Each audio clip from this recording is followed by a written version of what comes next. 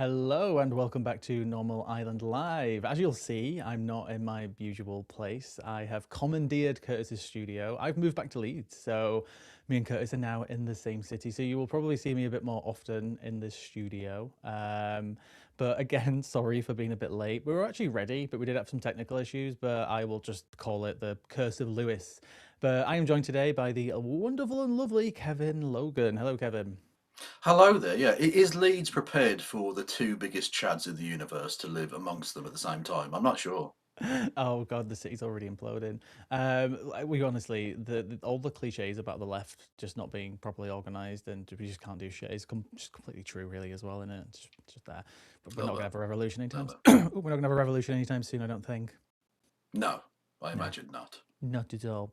But let's jump on straight away to today's story. But just remember, you can help us grow by visiting turnleftmedia.co.uk/support to help fund our work and become a YouTube member as well. But just moving on to the first story for today. I'm sure everybody saw this yesterday. The head of the United States National Counterterrorism Center, the head of the United States National Counterterrorism Center, Joe Kent, resigned from his post on Tuesday over the US-Israel war in Iran, asserting that US President Donald Trump was maneuvered by Israel into attacking the Islamic Republic.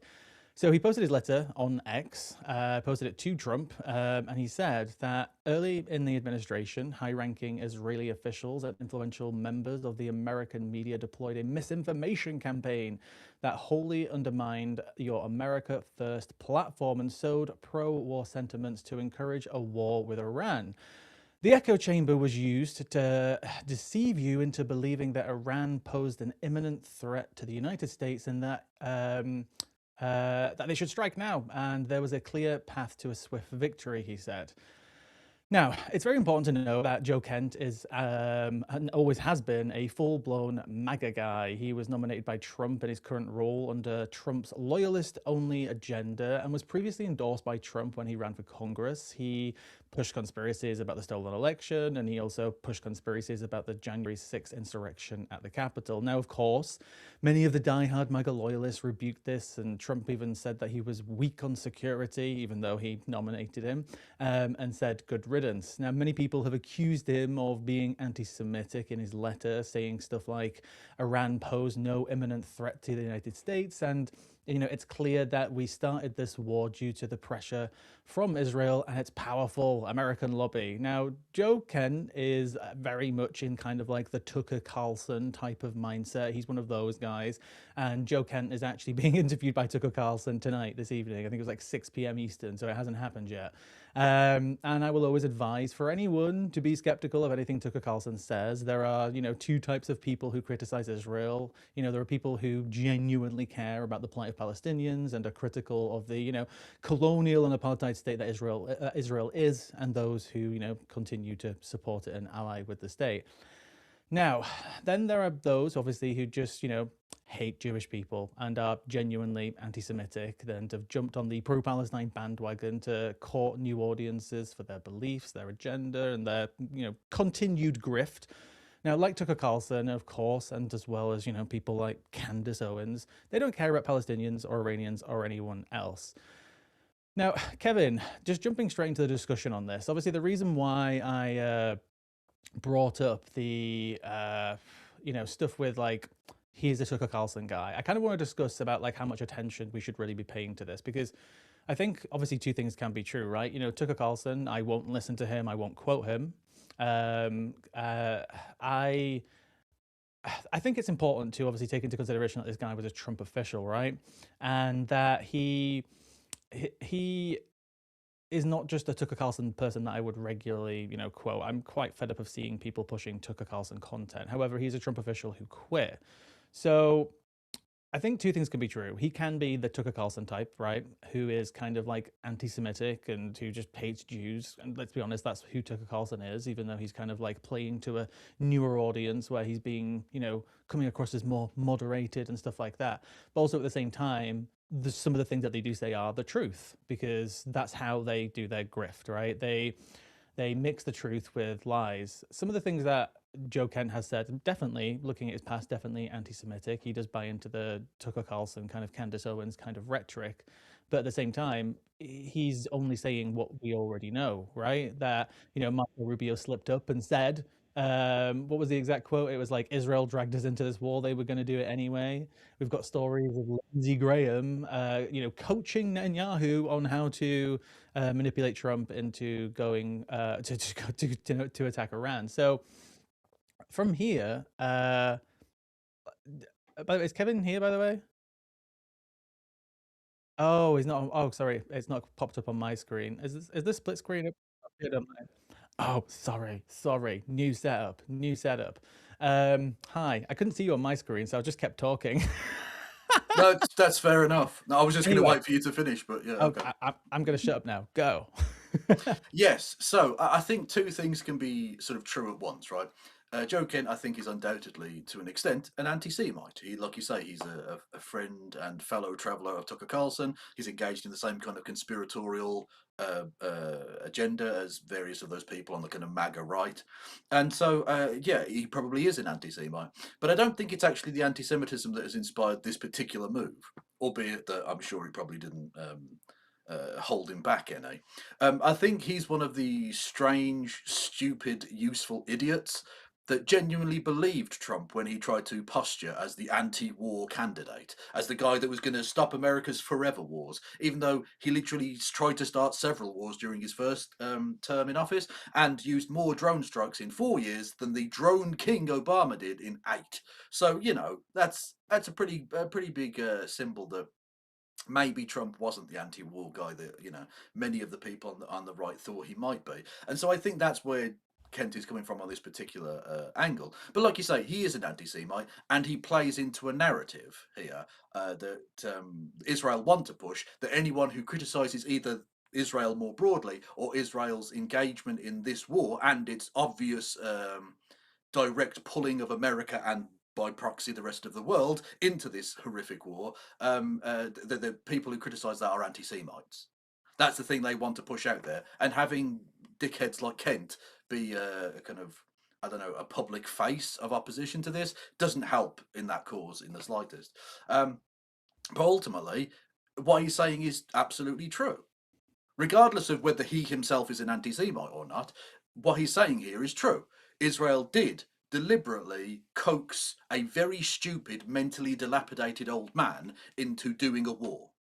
A thing that Benjamin Netanyahu has been desperately trying to do for decades and decades. And even the, series of fridge temperature IQ people that the American the presidents that the American people have voted for over that time, people like Bill Clinton and George W. Bush and well, Barack Obama wasn't stupid, but he was certainly a hawk, and Joe Biden and now Donald Trump. Donald Trump is the only one that seems to have completely fallen hook, line, and sinker for the entire thing, because Donald Trump doesn't really have principles as such. He has self interest and reacts to things because that's all he's capable of. And you can see this from the fact that now that things have gone so badly, he now appears to be doing this weird, almost schizophrenic act of like a drunk man who can't come to terms with an ex who's left him, where he's going 1 second, oh, come back to me, we need your help, we're good together, baby. And then the next second he's like, oh, fuck off then, you bitch. I never loved you in the first place. Because he's never faced any hardship in his entire life. So all he's dealt with is just the easy road, and now he's getting a slight bit of pushback. He's having a meltdown and crumbling before our eyes. It's a fascinating thing to see. And ultimately, the entire winner of all of this is Benjamin Netanyahu, because he got the war he's been trying to provoke since 1982 or something ridiculous like that. He's been literally saying that Iran is on the verge of getting a nuclear weapon for the last 40 bloody years. So all of a sudden, Benny from Philadelphia, as we should all call him, because he's not really Israeli at all, he's from America, has got the war he wanted. And ultimately, as we told him it would happen, it's not going to end up so well, because they can shut down the Straits of Hormuz and cripple you financially, and there's nothing you can really do about it, because if you go in their boots on the ground, it's going to be Vietnam times 10, because it's all mountains and it's all deserts, and the people aren't going to just accept you. So this is the mess you're dealt with, to the point where literally we now know that the Americans didn't even war game the Straits of Hormuz at all before doing this war. The thing that I could have told you, any simpleton could have told you, was going to be the choke point that they would attack and shut down to financially cripple their opponent here, is the very thing that they didn't even perceive would be a thing they needed to plan for. And are now having to desperately ask allies, whilst also verbally abusing those allies, for assistance. But I think that also as well, almost the story of like, you know, because people are responding to this in so many ways, of like this is proof of everything, but then some people are obviously saying, you know, he's anti-Semitic, and again, I think it is that two things can be true.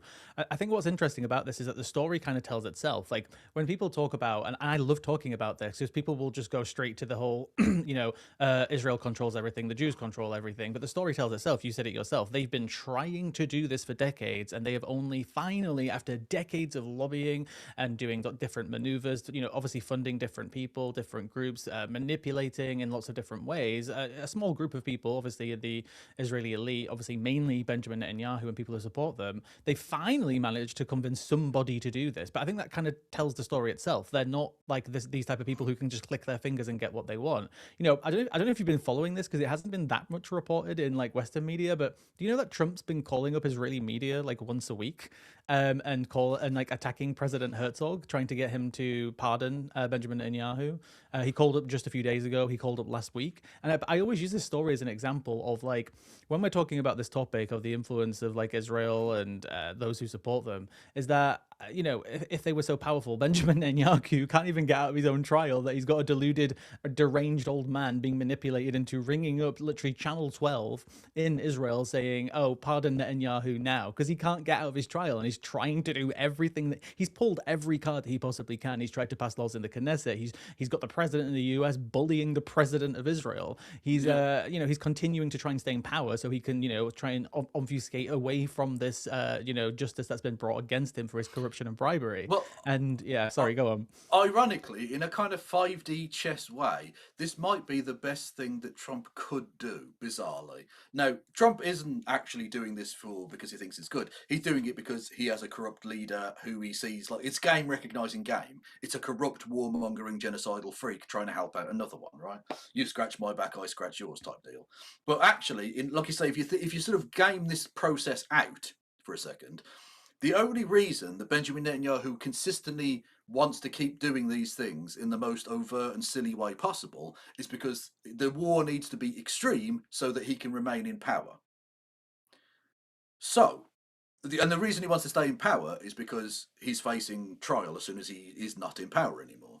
So, if Trump could somehow bully Herzog into pardoning Netanyahu, it might actually allow Netanyahu to stop doing these things and step down, and knowing that he won't face trial, which would be bad because he should face trial, but ultimately will mean fewer people need to die on the altar of this man's freedom.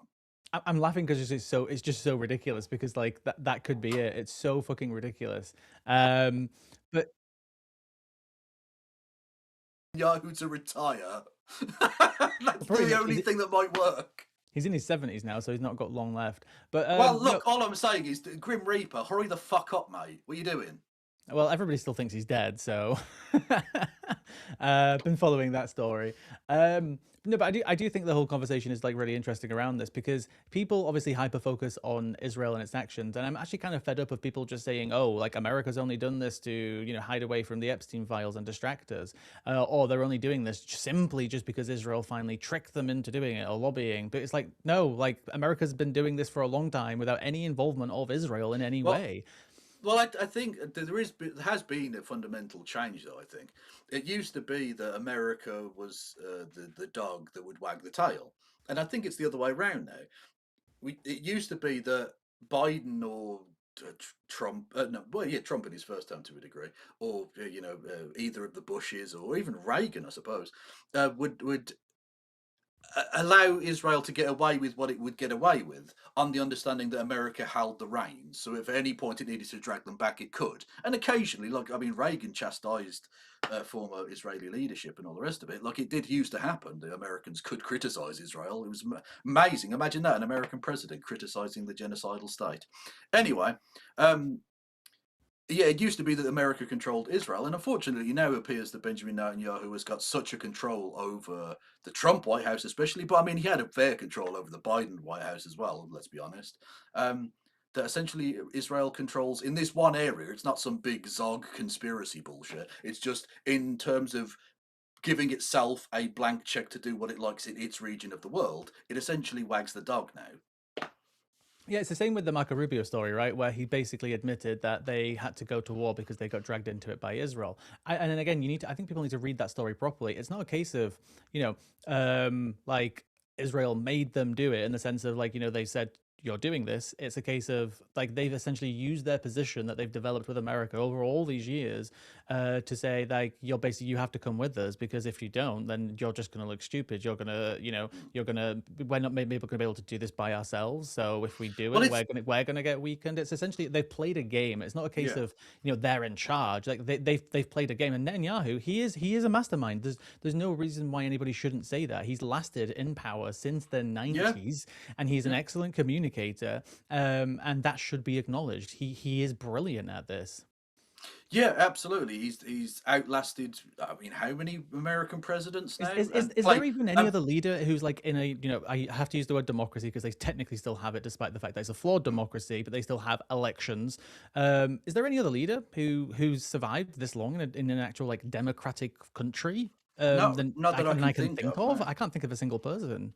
not that I can think of. Although again, I mean, they have elections, but I mean, Robert Mugabe had elections. Like it's having an election into Some people itself can doesn't mean vote. a That's great all deal. we can say. Some people Why, can in, vote. why indeed, yes, a very limited democracy indeed. But either way, yes, he has survived. He's survived a very long time in the cutthroat world of politics, and literally, given the Israel was founded by terrorists, of course, looking to the Stern Gap and such, quite literally the cutthroat world of Israeli politics. Yeah. He is, in a Machiavellian sense, quite a brilliant politician. But unfortunately, he uses the power that he gains from this for the most disreputable ends on earth, which is Mhm. genocide, of course. Um, yeah, and I mean, it's sort of pathetic in a way, albeit quite funny and dark and sadistic in Mhm. another. The American empire now has become so pathetically cocked to Israel that you have the Secretary of State saying, "Well, Israel dragged us into this war," rather than America dragging other people into war, as happened even as recently as 20 years ago. In the bordering nation of Iraq. And you have like Lindsey Graham, who, by the way, have you ever heard Lindsey Graham ever talk about South Carolina? I don't think I ever have. He is too busy sucking Israel's dick Did, all did, the did, time. It's did you by any chance embarrassing see to that see. clip from a few weeks ago where somebody went up to him in Congress and recorded him and said, "Hey, Lindsay, when are you going to come out as gay so people can stop blackmailing you?" Well, he is a pretty obvious closet case, but I mean that's sort of sad if that's the reason he's doing this. Yeah. Albeit that it would be arguably worse if he genuinely believed any of this stuff. But look, Yeah. he literally said America will stay in this war as long as Benjamin Netanyahu says so. And how can dare I ask this question without being accused of anti-Semitism? How is it not espionage and or treachery to coach the leader of a foreign country to manipulate the leader of your country into going to war? Yeah, I suppose. But at the same time, the article from the Washington Post, I think, who quoted that from him, he also talked about like how he's trying to do the same thing for Cuba. So I guess you can, spin it in the sense of it's not even just necessarily even about Israel itself. It's just about the warmongering, colonial, imperial state of the US that Lindsay is pushing, and he's pushed in all different places in the world, and some that are not even to do with Israel. I think he is just that person. True. Um, But it's so it's it's I mean, anyone who genuinely believed the America first line is was just mad. Like he made yeah. it very obvious the entire time it was Israel first. Yeah. Oh, can I actually though? Before we move on to story two, though, I want to bring this to the UK for a second. Like, obviously, there's that story out there where like Starmer got overridden by his cabinet, but ultimately, our government is not involved in the way the Americans would like. We are still technically involved, but they're being perceived by the general public as to not be involved, and they've said no to Trump and so have lots of other people. Do you think like this story coming out and more of them coming out, showing that basically the US wasn't ready? You mentioned obviously they didn't even gamify the Strait of Hormuz type of situation, that Starmer's going to get even more vindicated. Annoyingly, he probably will be vindicated, not because he hasn't gotten involved, because he has got involved. We literally have planes loading bombs in Yep. Gloucestershire right now to be dropped on the Iranian people, as well as, of course, continuing to fly flights from RAF Akrotiri to allow the genocide in Gaza as well. So, we are absolutely involved in all of this. It's just he's managed to present it as us not being involved in all of this because it's all very don't believe your eyes type stuff. So he'll probably will be vindicated in that respect. But I think the kind of wider context of this for British politics is the sort of fascinating speed run of Iraq that has happened here. The same people who warmongered and desperately bayed for the blood of the Iraqi people, sorry, the freedom of the Iraqi people. It took years for them to eventually realise their mistake and come out and, in some cases, actually apologise and go back and recant their previous support of the Iraq War. But either way, to have backtracked on that support. Whereas Nigel Farage and Kemi Badenoch and various other people who were desperately bomb Iran all but 2 weeks ago are now out here criticising Trump for criticising the Prime Minister, which is just a bizarre, like how quickly they've speed run the whole thing. They've condensed what was previously 5 years of regret into 2 weeks, and it's been sort of fascinating to see how abysmally poorly this war has gone. Yeah, and now it's been constantly weaponized against them because that's the game of politics. But let's quickly move on to the next story. The theme is the same. It's a story about Israel right now. Obviously, we are, continuing to see this, the fallout from what's happened. So it's a very kind of Israel-aligned, focused show today with me. But you may have already seen this story. It was widely covered, to my surprise, because these types of stories have happened a lot and they barely make it out of Israeli media. But at the weekend, Israeli forces opened fire on a car in the West Bank in the town of Tamum, killing both parents and 2 of 4 children who were in the car. Now, according to the Palestinian Health Ministry, those killed were Ali Khalid Bani Oda, who was 37, his wife Wad Othman Bani Oda, who was 35, and their sons Mohammed, who was 5, and Othman, who is 7, who was reported to be blind and special needs. And just a little side note as well, I saw some commentary saying that the name Othman actually means little bird, which just makes everything all much more sad with the story. Now, 2 of the children, Khalid, 11, and Mustafa, 8, actually survived, but they were injured by shrapnel.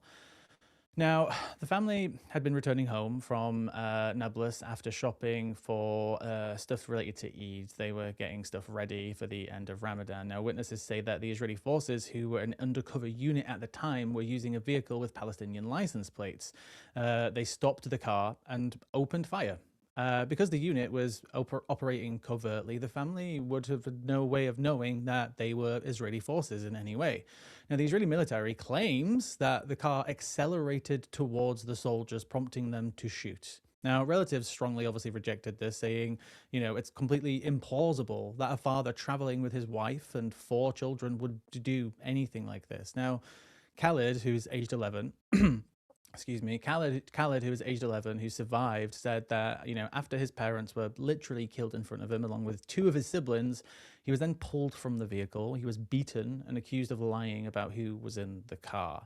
An official investigation has, of course, been opened, but that will likely just now go nowhere. The New York Times, surprisingly, despite many complaints of their coverage, have actually put together an extensive article, which go and read it, please, because it's quite the investigation and a video about the tragedy. أنا تصاوبت شظيتين أنا وشظي في راسي أبوي وأمي وأخوتي الاثنين استشهدوا ما ظلش إلا أنا وأخوي خالد.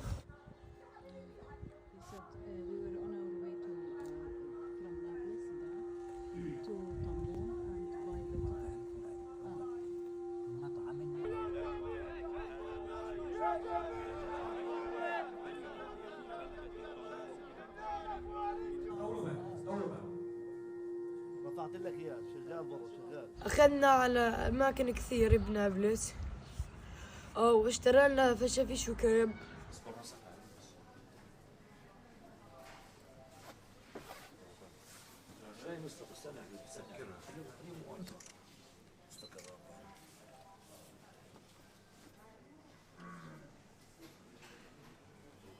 إمي قبل ما تموت صيحت صوت أبوي قال الله أكبر الله أكبر أشهد أن لا إله إلا الله. هذا هو اسمه. God, need a second. As the world has obviously turned its attention away from Gaza and from the West Bank, and there's a part of that I can use the word understandably, in a way, because of the chaos that's just been caused everywhere else. This is what is still continuing to happen. As the Knesset and the Israeli parliament continues to push towards full-blown annexation of the West Bank and continues to destroy Palestinian towns and villages and continues to construct new settlements. Now, everybody is, everybody is fearing what has happened to Gaza is going to happen to Lebanon. The Israeli military announcing today it will continue to blow up bridges on the Litani River, which is coincidentally the biblical border of Israel that many Israelis believe is their territory. I think we also had that comment as well, which I didn't get up for the story, which was, I believe it was Israel Katz specifically saying that he will turn Lebanon into Gaza when threatening Hezbollah. Kevin, the reason I chose this story today is not just to tell the story specifically. I just wanted to bring up, obviously, that this is still continuing, this is still going on, but almost a part of the story that I want to talk about is like, where do we even look right now? Because obviously Gaza is still going on. Hundreds have died since the ceasefire, which isn't a ceasefire. We've got obviously continuation and escalation of stories like this in the West Bank. Now we've got Lebanon, we've got obviously Iran, we've got Afghanistan and Pakistan apparently fighting each other. We've got just shit kicking off literally everywhere. I just don't know where to focus, but like, what are your thoughts on this story and what's happening everywhere right now? Firstly, you needn't explain or apologise in any way whatsoever for bringing this story up. To quote the great Rosa Luxemburg, the most revolutionary thing one can do is to point out the thing that is actually happening. It's heartbreaking, genuinely physically painful to watch and see those images. And my heart goes out to both the two survivors and, of course, to those who were killed in this. This is such a commonplace occurrence, and we all know that nothing will happen because of it, because the world ultimately doesn't see Palestinians as human beings, which is grotesque white supremacist evil, of course. That I just sort of wanted to point out a thing, and I have to be very careful, I think, about how I word this as to avoid prosecution. But the argument was made during the Iraq War and has been made in virtually every quote-unquote counterinsurgency movement of all time, that to act in the most brutal and horrific crackdown sort of way towards a populace doesn't actually in the long term work, because you create further soldiers in place, which of course Israel is fully aware of. It needs the Hamas or PLO or whoever to exist in order for there to be a reason for them to continue to bomb, of course. But ultimately, if those two children that did survive, and I hope they have a great life and go on to great things, but if those two kids decide to take up arms against Israel, I don't think you can realistically morally judge them for that. I really don't. I think it's perfectly understandable, and I think virtually every human being would have that thought cross their mind if in that same situation you saw your family obliterated in front of you and you were beaten by the people who had just killed your family, that you may seek retribution against those people. Israel makes the terrorists it needs in order to further the Greater Israel project. And that's what we're seeing, as you saw with as you mentioned there, with the land they're going to steal in Lebanon. The Greater Israel project is the thing that people need to focus on, because that's ultimately the driving force behind all of this. None of this, we need a safe place for Jewish people to live, because of course, as October the 7th showed, Israel is not a safe place for Jewish people to live. The Israeli government have no interest in protecting Jewish people. They have an interest in political Zionism. That is what they're going to try and do. That is why they have consistently fought wars and bombed and attacked all of their neighbours. The hypocrisy, the disgusting, rank hypocrisy for the Israeli government and the American government to criticise the Iranian government for not following international law, when Israel is the country with the single largest number of UN resolutions against its fucking name. A nation that wants to stop Iran from getting a nuclear bomb that it's nowhere near getting, even though it itself has a massive nuclear stockpile that not a single International Atomic Energy Agency official has ever been allowed to visit a single Israeli nuclear facility. I can't help but feel complete and utter contempt for any person who holds any truck with the Israeli government or its actions in the last, let's say, 3 years, but ironically, further to that, the last 80 years. But especially since October the 7th, it has acted in the most reprehensible way at every possible turn, up to and including the murder of a family just going to buy some fucking food. Good speech. Yeah, I'm literally still thinking about the family. I'm almost like distracted by it. The story just really got to me.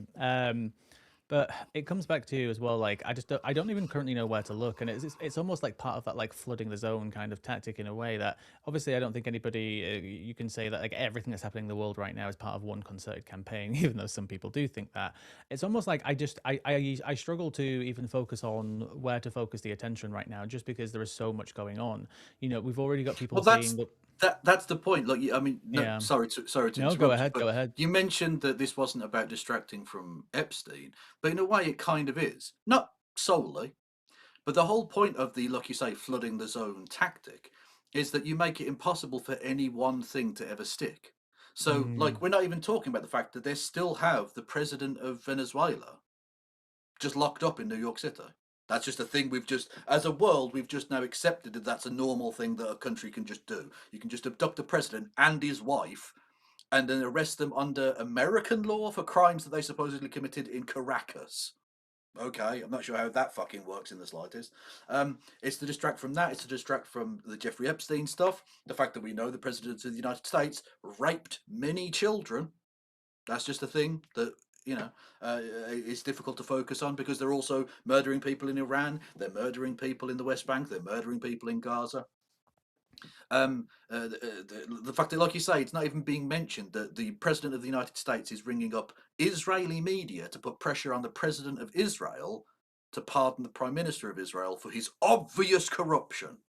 That's not even a story that even makes the top 10. And that's the point. You put so much shit in there that it's impossible to focus on. And that's the whole that's what you do. So you start, rather than start one war that people can focus on, you start a dozen that people can't focus on. And Well, the American media and the world media have not wised up to this in the slightest, because ultimately mm. Donald Trump is not a threat to the thing they care about, which is the hegemonic power of America and by extension the capital of those who run America.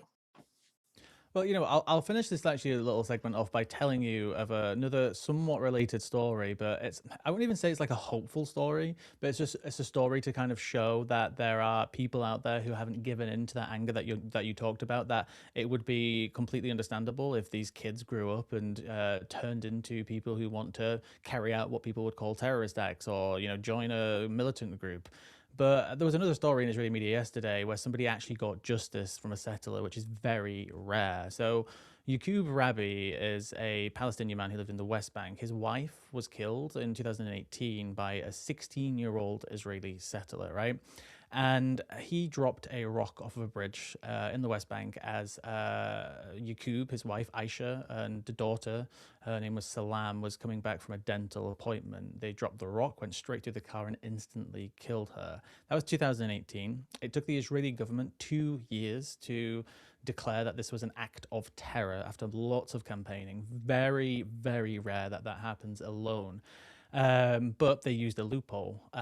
Usually, people who are victims of terrorist attacks, as Israel defines them, in Israel get a form of compensation from a fund. Because Aisha was a Palestinian and not an Israeli citizen, they declared it a terror attack, but they refused to declare her a victim of terror and refused to compensate the family. Now it's 2026. Yesterday, in the courtroom, that young boy, who is now a man, he's a young man, he's unnamed still, was found guilty. And that's a very rare occurrence. But the reason why this story is actually quite special and it really stood out to me is because Yaqub, as he was walking out of the courtroom yesterday, he got cursed at by the family. He had a campaign against him by many Israeli officials for his wife being killed by an Israeli settler, which is enabled by the Israeli state.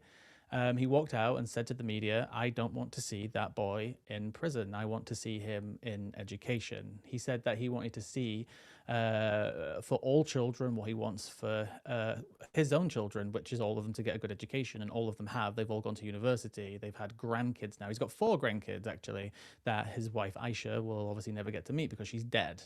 But when you actually read into this guy, and I would really recommend anybody go read into him, his name is Yakub Rabbi, just one more time. He has been just working on trying to find some sort of peace, is like the easiest word to say it. Not a peace as in like a 2-state solution or a 1-state, whatever it might be. Just he wants everybody to essentially work together to work on some sort of brighter future. And despite the fact that the Israeli state denied him compensation, refused to say that his wife was a victim of a terror attack for years, despite the fact that this took 8 years for a very clear-cut case of a kid killing somebody, it still took 8 years to get justice. And despite all of that, he still walked out yesterday in front of the media and said that I want these kids to get an education, because he understands that these kids this young guy came from a very extreme Israeli settler background. They're obviously all extreme, but this one in particular was from a particular sect who gets brought up in a private religious education, and they are just rabidly violent people. They are, and there's just no denying it. And despite all of that, he still came out and said this story. And I think it's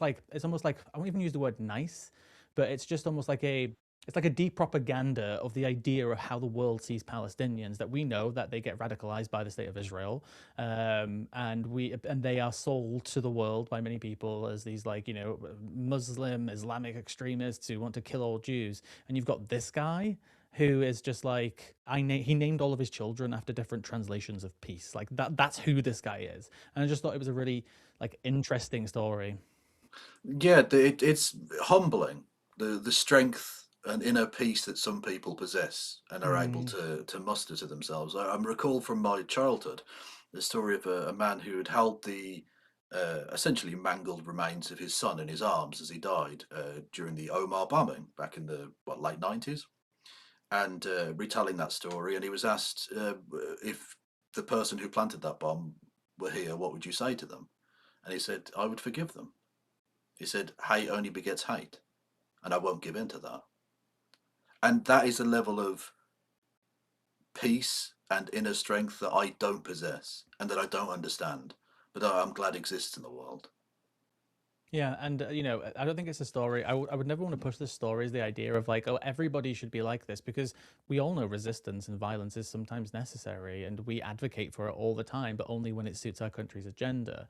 But I just wanted to share the story just because I think it's really nice. I'd recommend looking up Yakub Rabbi. He's done some great work. It's a really interesting story from start to finish. And I just kind of want to leave it there just with that story. And we will move on to the next one. But before we move on, it's 2026, and we really want this year to be a big one for Turn Left. We want to be more ambitious than last year, and you know, we really want to be on the map. And we would like 2026 to be the year where we can have a studio and for our contributors to be paid for the work that we do.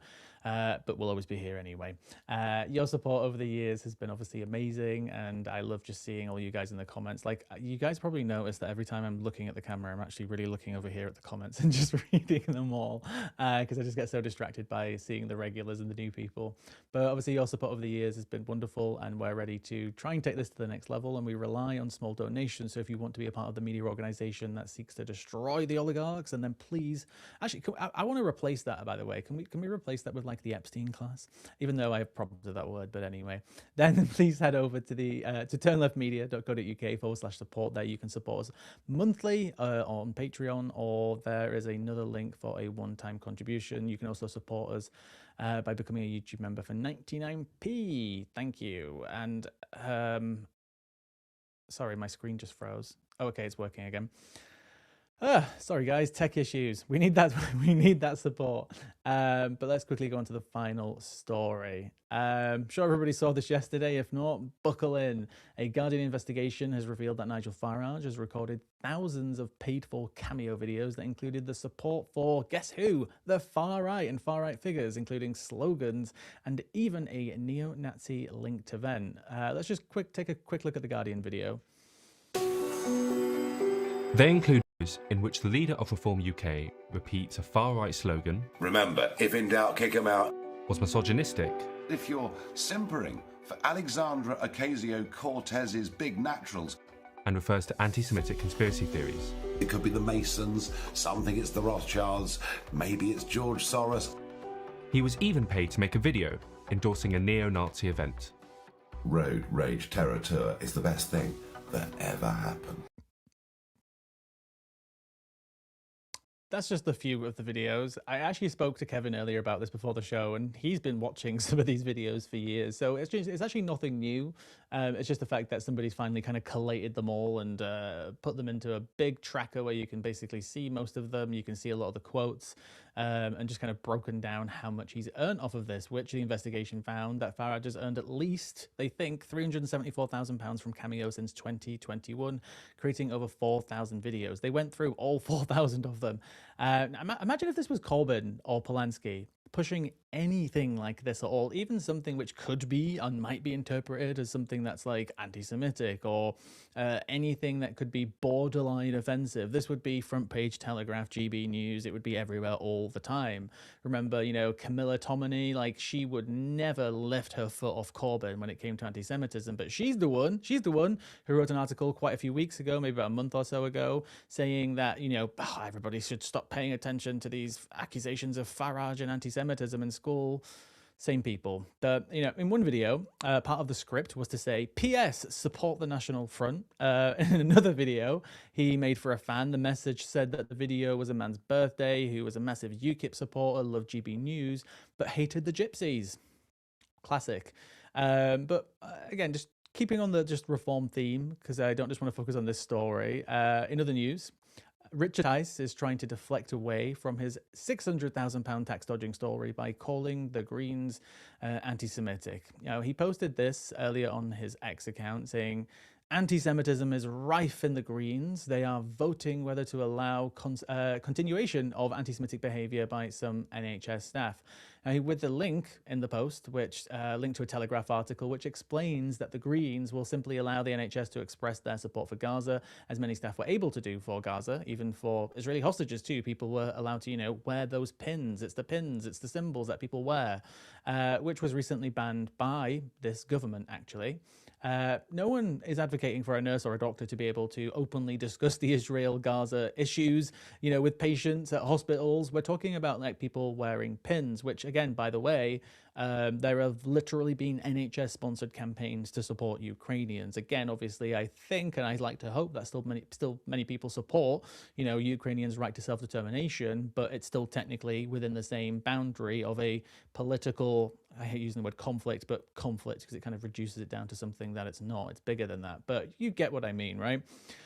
Now, there are many accounts of genuine anti-Semitism. We've got, you know, we've got like 100 and something registered 1,000 doctors in this country. Of course, some of them will be anti-Semitic, but, you know, many are completely dubious when it comes to a lot of complaints of anti-Semitism. We know this. We've gone through these stories. I have no problem saying that. In the same article by The Telegraph, they even quote that 84% of complaints about doctors were closed at the triage stage, meaning that they didn't even meet the threshold for investigation.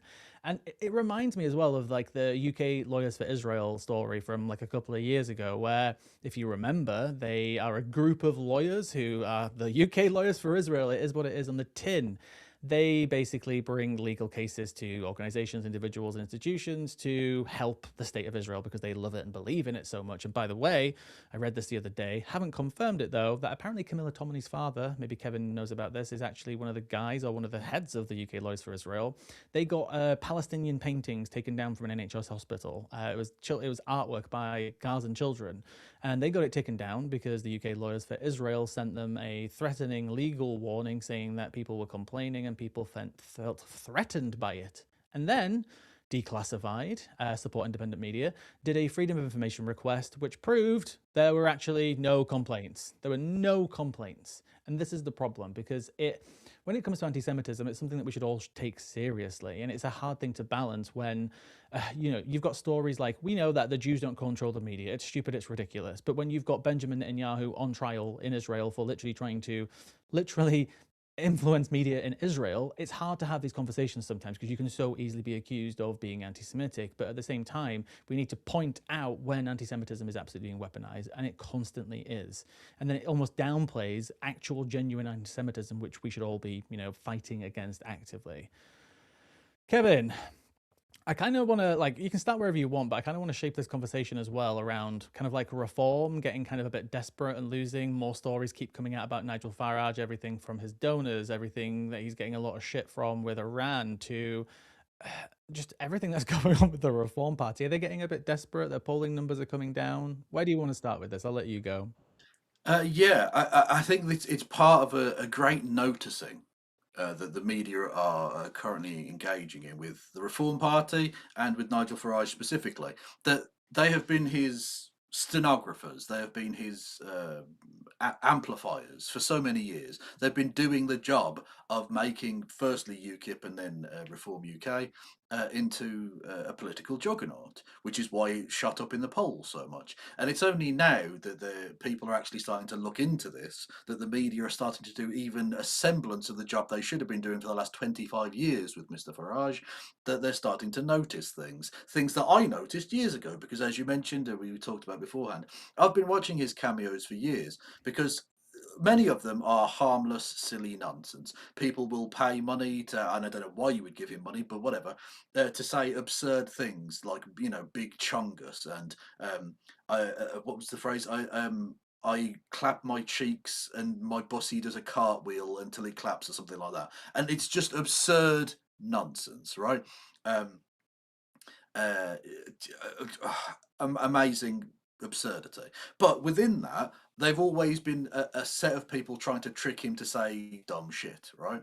Including saying up the Ra, referencing the Irish Republican Army, which is a prescribed terrorist group here in the UK, of course. And of course, wishing happy birthday to Jerry Adams, the former leader of Sinn Féin, etc., etc. Don't forget our favourite singer from our favourite band. Remember that one? Oh yes, Mr. Ian Watkins. May you rest in piss, my man. Yes, just Sorry, I amazing. interrupted you there. No, absolutely fine. Yeah, so he's been doing this for a long time, and like you say, echoing far right talking points constantly, because he's more than happy to do so, because he's a far right person. He tries to hide his power levels, but on Cameo, he's being paid to drop the veil just a little bit under the potentially plausible deniability that I didn't know what that phrase meant. I'm just saying a script. It's nonsense. If you want to be prime minister, you should have some semblance of, I don't know, sense about you. Hopefully, that would be a reasonable request. And so they're starting to notice things like that, and things like his associations with the Conservative Party, which means he's not really a populist in any respect whatsoever. And the fact that they've taken on so many Tories means that a lot of people aren't going to vote for them that would have otherwise previously done so. And so they are starting to see a drop off in their numbers. Pardon me. And so one thing you're going to start to see is more of this kind of attack line that you see from Richard Tice about the Green Party being anti-Semitic, or Keir Starmer's thing about, was it high on drugs, soft on Putin, which is pretty incredible. This kind of like desperate flailing attack against an actually populist party or an actual threat to the established order. Because Reform aren't that, and it's about time that people realised it, and the media are beginning to, which is good. It seems like they're getting squeezed out a little bit because we still don't know the full effects of Rupert Lowe. He's obviously over-egging himself, but he will have some effect, I think, because, that environment on X, there is a massive population of the crazy right-wingers on X who absolutely think Reform are too liberal and too left, and think Rupert Lowe is the answer. We haven't seen any actual genuine polling which shows if they're going to have any effect at all, but even a couple of points could have a big effect. Well, that's the thing. I don't think there'll be a remotely plausible political party going forward. But like you say, if they take 1 or 2 percentage points off in a first past the post system, that could cost them 30 seats. Yeah, and then you've obviously got I can't even remember his name because they're so irrelevant, but the, Kemi Badenoch's Shadow Justice Secretary today in PMQ's being, scolded for his comments about, I can't even remember exactly what he said. Do you remember, Kevin, with the comments about Muslims praying in London or something, like they're showing signs of domination or something? Yeah, they wanted, exactly, For those who don't know, Trafalgar Square, big place in central London. They held a big sort of prayer thing. The mayor of London, who is himself a Muslim, and they just prayed. They used an open public space to have a prayer. And then they left, and everyone was fine. Nothing really bad happened at all. But this was apparently domination. This was domination, apparently.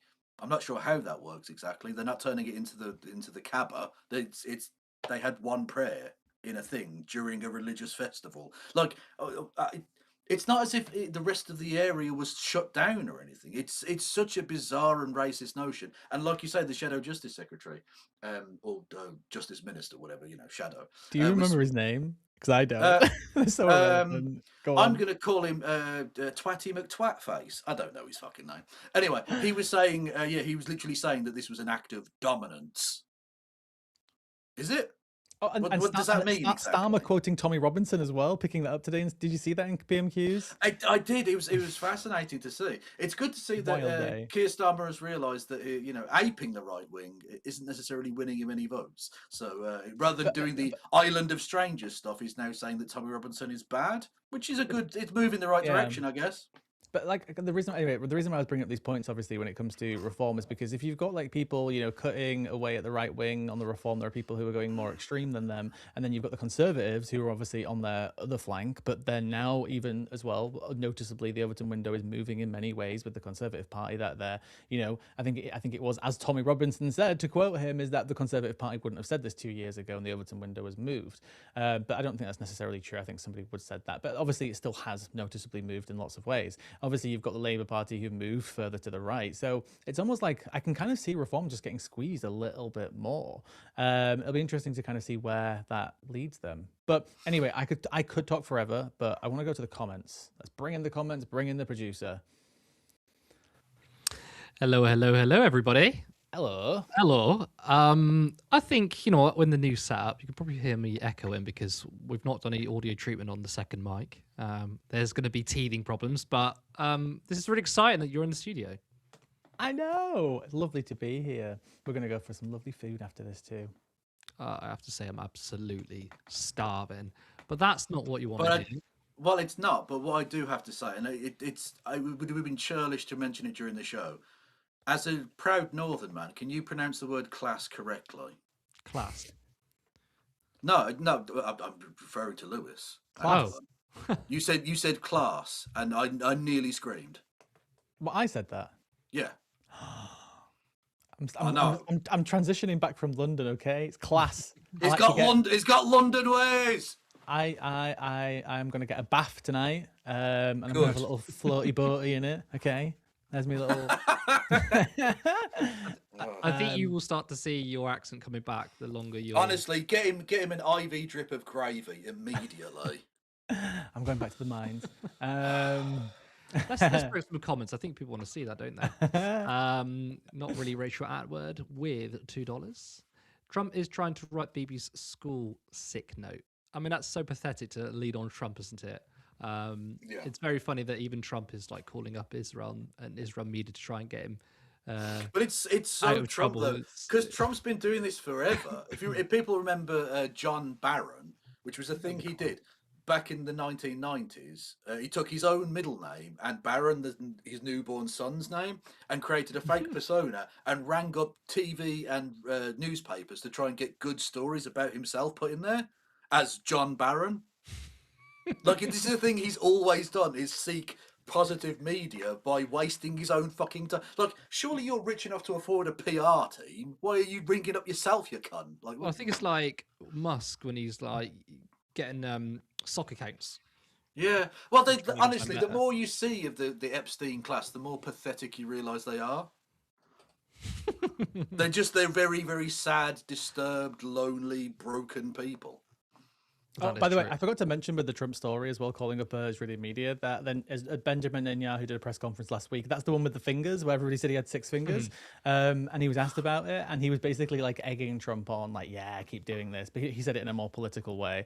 But yeah, he called Herzog weak and pathetic and said that he wasn't going to meet with him. It's like high school. He's not going to meet with President Herzog until Netanyahu gets pardoned, and that was by the end of the day, and that was like a week and a half ago. And he's rang up a few days ago too, as well, basically saying the same thing. Well, you don't know from 1 second to the next. He's gone like full schizophrenic at this point. You He's don't got know dementia. you don't know from 1 second to the next what he's going to say or what his position is. It's even worse than usual. He's got dementia. That's what it is. Yeah, no, his brain is melted. Yeah. I just want to go through some donors. Michael just became a member. Welcome. Steve MC81 gifted turn left memberships. Thank you so much. Thank you, Steve. Yuri Gibson gifted 5 turn left memberships. And I noticed in here, if I can find it, Thank you, Yuri. I don't know if you're still watching, but Martin Abrams, the Green Party councillor, was given a member. Sorry, my headphones come up. Welcome, Martin. Hello.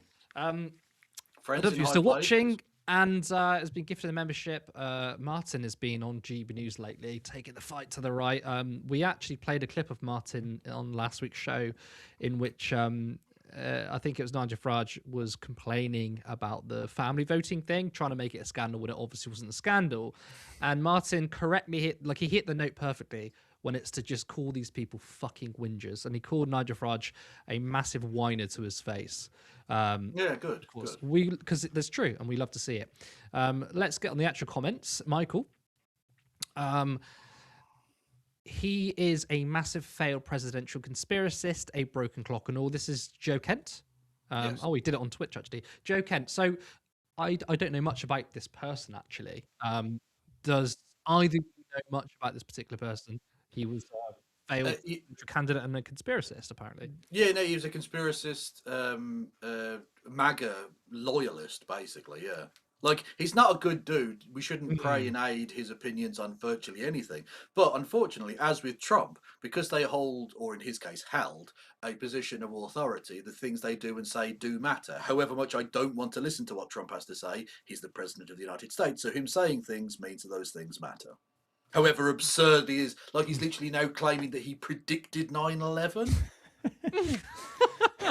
No, but that's why this is an important story, right? If he was just a random conspiracy theorist, this wouldn't be a story. Yeah. Yeah, the same exactly, way, yeah. as the same way Tucker Carlson saying stuff every day isn't a story. Well, for some people it is. But obviously, in these circumstances, he is the head of counterterrorism or whatever his official title was. So therefore, it is important and it's a story, and you have to talk about it. Trump, it's so Trump to appoint someone to be the head of counterterrorism, and then when he resigns, go, "Oh, I always thought he was a weak pussy bitch on counterterrorism anyway, dickhead." Shifty Giza is quoting Richard Tice. It says Israel can rely on Reform UK. This is during his trip to Israel in September 2025.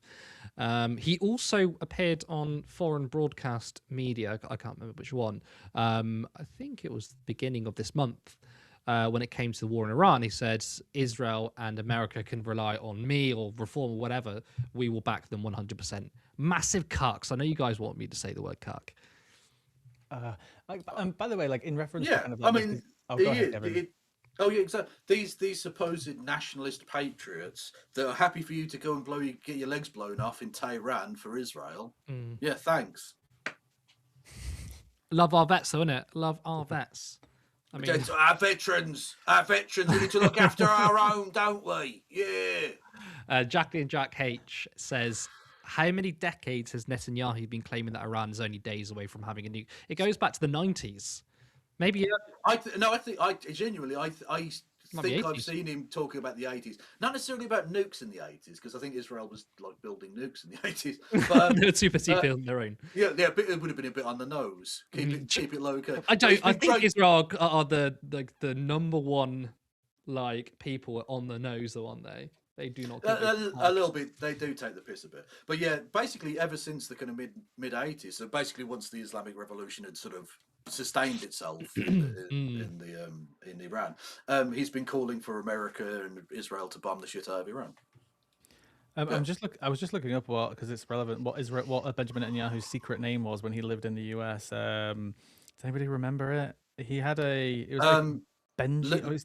No, it's LaQuisha Washington. It was a very weird time in his life, you know. Just like... his fake name doesn't matter, but basically a lot of people might not know, but he lived and worked in the US in the 80s, and there's actually a clip of him. He used to work for the Boston Consulting Group with what's his name? The Florida Senate guy who recently retired from the Senate. He's one of the guys who like actually voted against Trump to get him impeached. What's his name?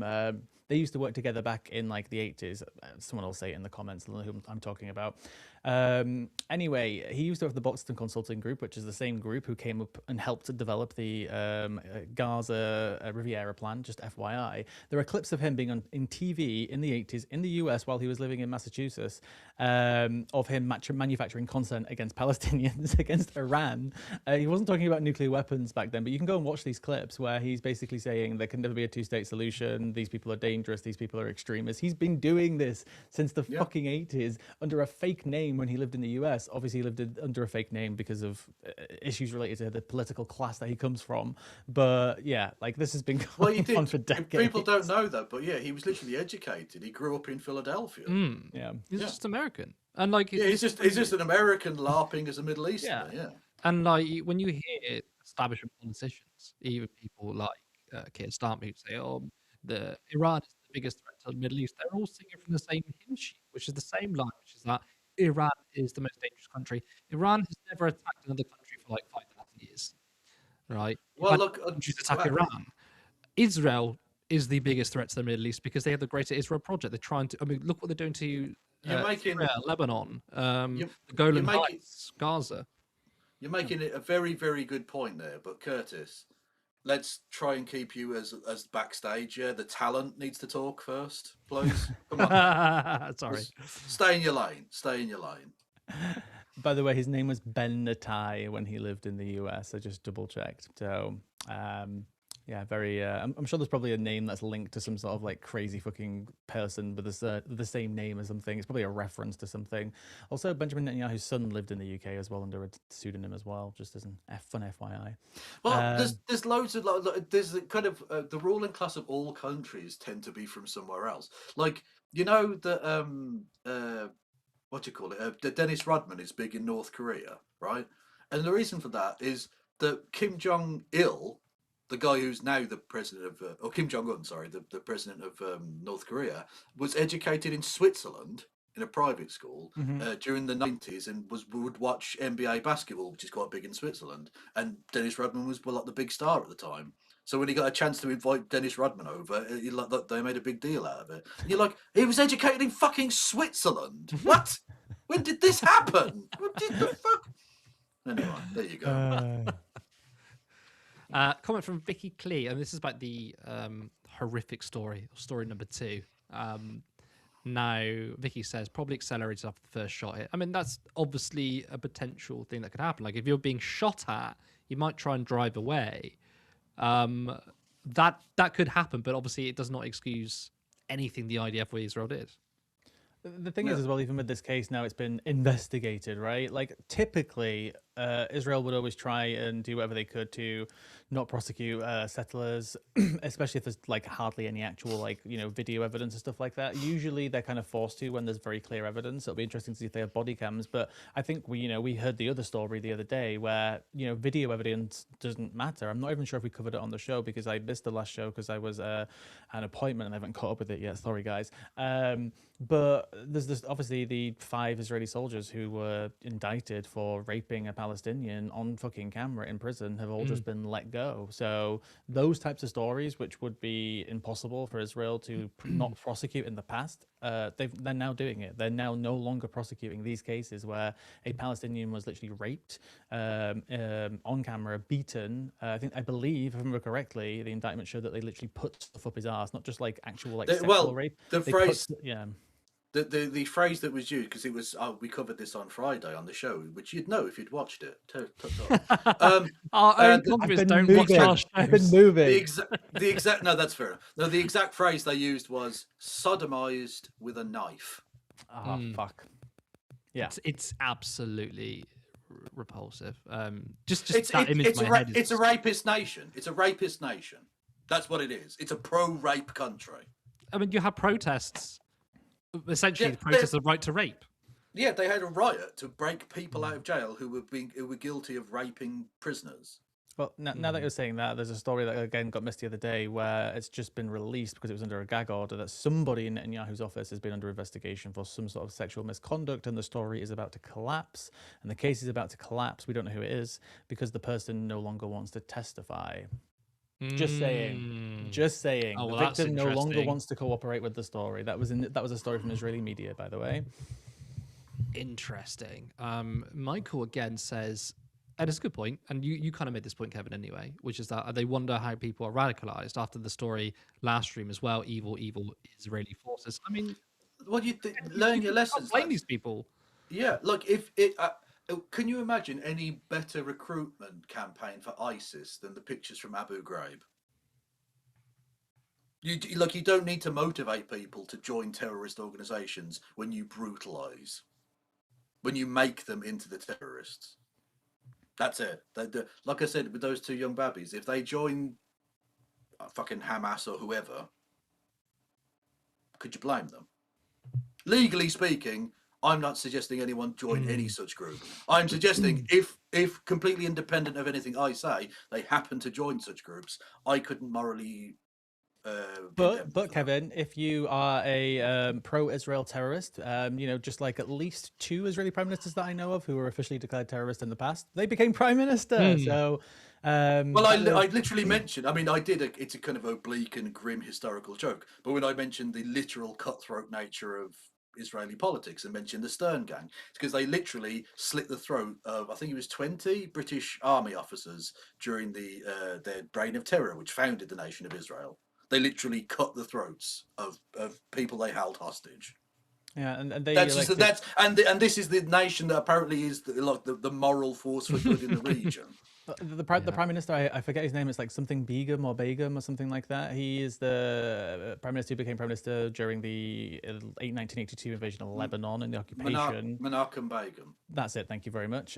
He was part of one of the terror groups. It's not Lehi. It's another one who were responsible for the bombing of the King David Hotel, responsible for multiple massacres before the State of Israel was created. And then the prime minister that they elected after that was the former leader of the Lehi group, who was even declared a terrorist group by the State of Israel after it was formed.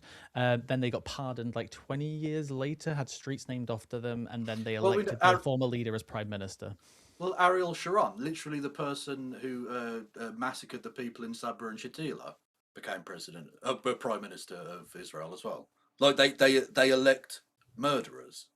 Yeah. Also, Thatcher met the guy. I always forget his name. The guy who was the head of the Lehi group and then became prime minister. She met him, and it's like he is responsible for literally killing British diplomats back in the day. It's just again just a weird world. But anyway. Well, I mean, wasn't it like Biden who said, I draw the line if Americans are harmed, and then like a bunch of Americans were killed by the IDF, and then it's, nothing happened because the entire tenure as president, he didn't bring up ceasefire once with Trump. True, but thankfully he's got cancer, so he'll be dead soon. Benjamin Netanyahu, sorry. Who's got cancer? Joe Biden. Oh, does he? Yeah, he had a cancer diagnosis about 6 months ago now, wasn't it? Yeah. They haven't said anything specific about whether it's, actually, maybe we'll get the dirt off Trump because apparently he likes telling people about people's terminal diagnoses. If anybody's seen what I'm referring to. He'll be dead by June. Yeah, I'd just like to... my condolences to cancer for being associated with Joe Biden. Well, I mean, Biden didn't bring up, despite saying, we're going to fight for a ceasefire, he didn't bring it up once. Yeah, literally, they didn't. At no point did they push back on the Israelis at any point. No. I wonder why you lost, you dopey cunts. Don't forget, though, guys, he's an ally now. After, he bought a pro-Palestinian book and he was pictured with it outside the bookstore holding it. I think someone was trolling it because he probably had no idea what he had in his hand. Like, look, I was about to say, well, yeah, he probably bought it, then instantly forgot what it was. So it's on to the third story. DSX says he also, and you brought it up. He had said something about Ian Watkins. He literally made a cameo about like one of the most prolific rapists in this country. And he had no idea, but that's the thing. Like, he might have not known that one, but there was a litany of videos which he knew. He said "up the Ra." There's no way he didn't know what "up the Ra" meant. So some of the cameos, obviously, yes, he's been tricked into them. But the one that we mentioned very briefly about him supporting a far-right Southport rioter who was in prison for 16 months, that was a celebration of him getting out, and he knew who the guy was and said that I think the quote was something like, "Keep doing the right thing," and that was to a guy who was just getting out of prison for being a violent Southport rioter, which he helped egg on. There are some funny ones they get him to say, though, I have to say. They are some very funny that's how ones. I got into it, because it was just funny to see him get like completely trolled and debated. Was the one about playing FIFA against Mo Leicester. I don't get that joke. You don't get it. Mo, Say as it in like faster. Mo, as in like either Morris or Mohammed. Oh, Leicester. I thought it was So like some sort of football reference because I'm too gay. No, for that, it's anyway. actually a it's paedophile fake reference. name. Yeah. Oh. There was I lost the comment, but someone said that why is Farage doing these cameos when it's like £18 a pop when he's really rich and he's got It's all these not. cheap He news charges gigs like and stuff? 150. Well, even still, he doesn't need it. So why does he you're do asking? it? No, but you're asking the wrong. Look, you fundamentally misunderstand the greed of these selfish bastards. If you think for a second, look, you could give him £100 billion and he'd still do the grift, because that's his thing. That's their entire bit. They don't stop.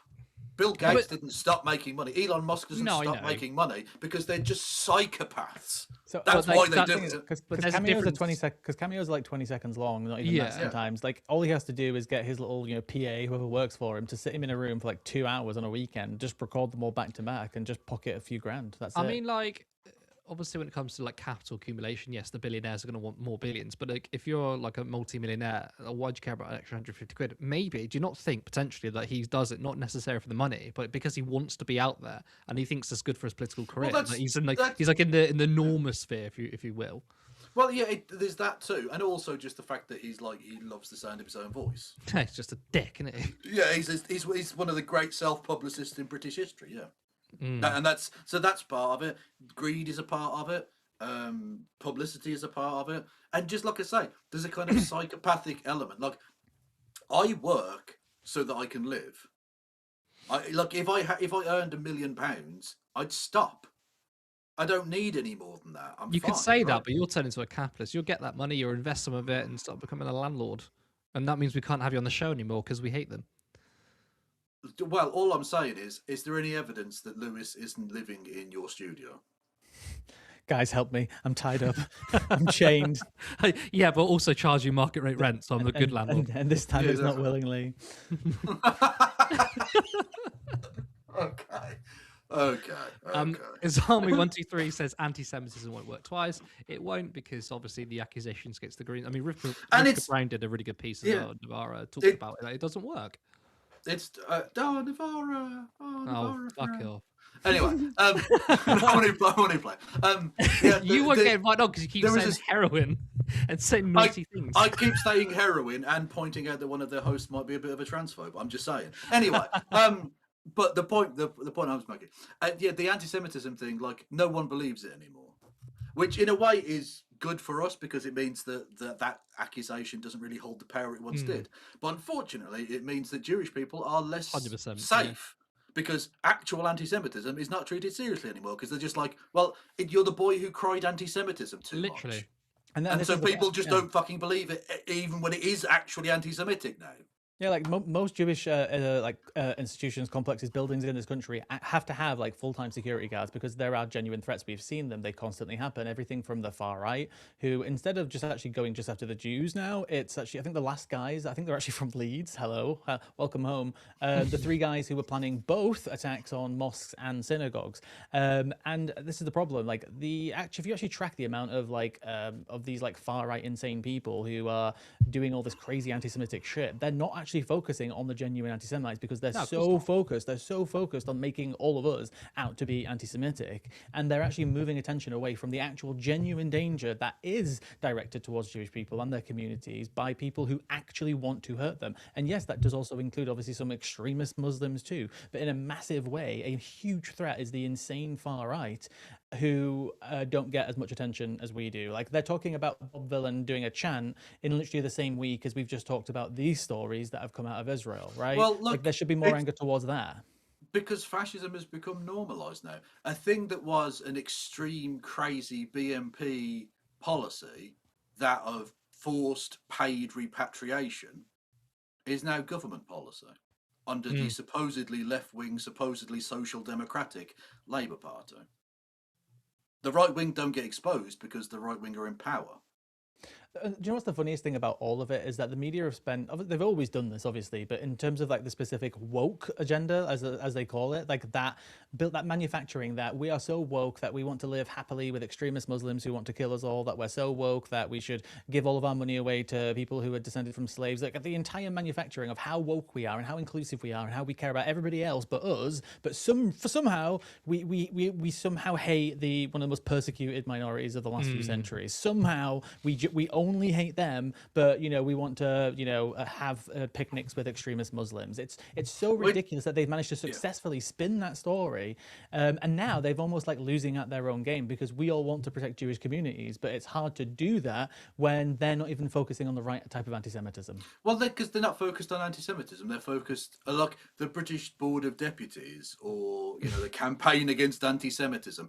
None of them actually care about anti-Semitism. If they did, they'd have been all over this Nigel Farage going on about George Soros and the Rothschilds, because that's actually insidious. Like the AI graphic reform did of yeah, exactly. Yeah. Nothing. You go after actual anti-Semitism that actually exists, of which there are replete examples. But no, they go after like I don't know, Miss Rachel wearing a keffiyeh. But the thing is, you've got like the replacement theory, which is now a common phrase, which is derived from like anti-Semitic conspiracy theories. You've got Suella Braverman, who is married to a Jewish guy. What's his name? Ravi Braverman or something like that.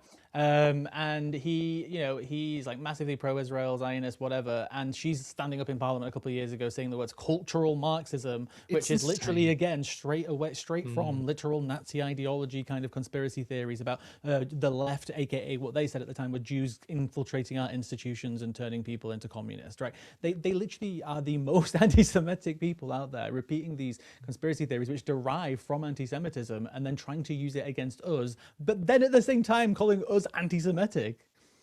I don't get it. I do get it, but well, yeah, because again, it's not about anti-Semitism; it's about protecting Israel. Exactly. Well, Zionism is anti-Semitism. Well, indeed, Zionism is a form of racism. Let's be absolutely honest and open about that. Yeah. 100%. By the way, as you said that, Bezalel Smotrich, the finance minister of Israel, his son was recently injured in a strike. He's fine.